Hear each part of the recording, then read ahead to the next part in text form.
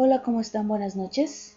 Estamos transmitiendo desde Muñoz de Domingo Arenas, como todos los jueves, con nuestro programa Filosofando con Charito González. Nuestro tema de hoy será la filosofía que debe de delimitar la creatividad y el sentido de los objetos de la experiencia. Antes de comenzar, agradezco sus llamadas y sus comentarios, ya que sin ellos no seguiría nuestro programa. Comenzamos. La filosofía debe arbitrar la pluralidad de las experiencias.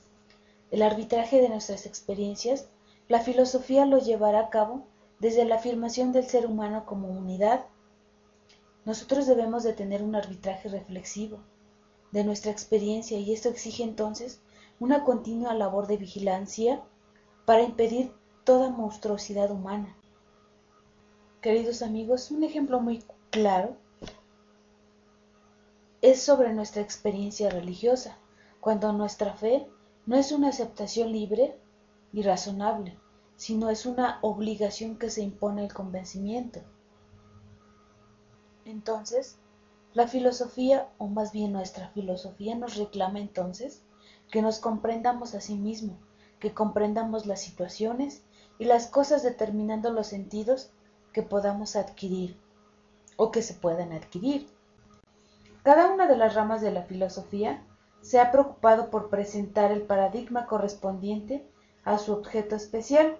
Por ejemplo, la lógica presenta el raciocinio y el pensamiento correcto.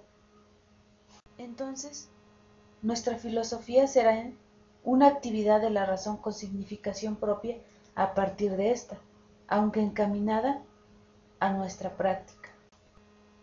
Entonces, nosotros debemos aplicar nuestra filosofía con un sentido humano, aplicando nuestra reflexión totalmente parcial, para que podamos decir que estamos filosofando. Amigos, la fundamentación de un paradigma no necesariamente se realiza en función a experimentos.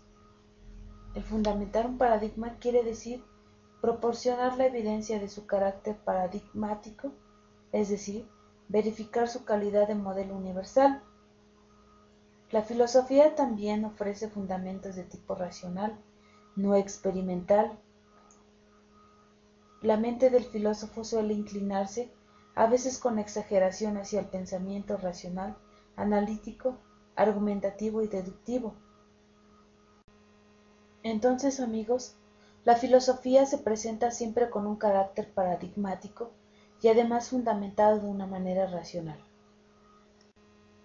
Dentro de la filosofía como cosmovisión, podemos entender que cosmovisión es como un conjunto de ideas que nos describen el modo en que percibimos los cosmos del mundo, es decir, las cosas, las personas y las situaciones que nos rodean.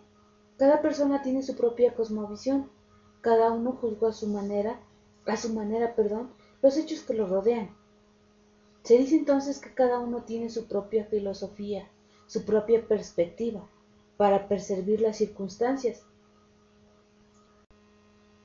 A esta peculiar manera de captar las cosas es que se le ha llamado cosmovisión o filosofía. La cosmovisión, entonces, es el conjunto de conceptos, intuiciones, principios y valores que una persona ha adquirido a lo largo de la vida, o más bien de nuestra vida, y que sirven para tomar una postura frente a los hechos que nos rodean. Existe pues una infinidad de cosmovisiones diferentes, casi tantas como individuos. Unos casos especiales es, por ejemplo, una cosmovisión atea niega la existencia de Dios, y así hay tantos casos. Hay muchos grados de positividad y negatividad en estos modos de percibir y juzgar las cosas. Cosmovisión, esta palabra es muy significativa, pues expresa lo que ordinariamente se entiende por filosofía, es decir, una visión general del mundo, una especie de estructura intelectual en la cual, montados los principales conceptos e intuiciones acerca del hombre y del mundo, el sentido es como se puede afirmar que todo el mundo tiene su propia filosofía. En este sentido es como se puede afirmar que todo el mundo tiene su propia filosofía. Hasta el analfabeto tiene un cierto modo de pensar una serie de ideas o de afirmaciones básicas en las cuales acostumbra juzgar los acontecimientos que lo rodean. Amigos, este tema de la filosofía es tan interesante que nos hemos olvidado de ir a unos cortes comerciales, así es que regresamos en unos minutos y no se vayan, por favor.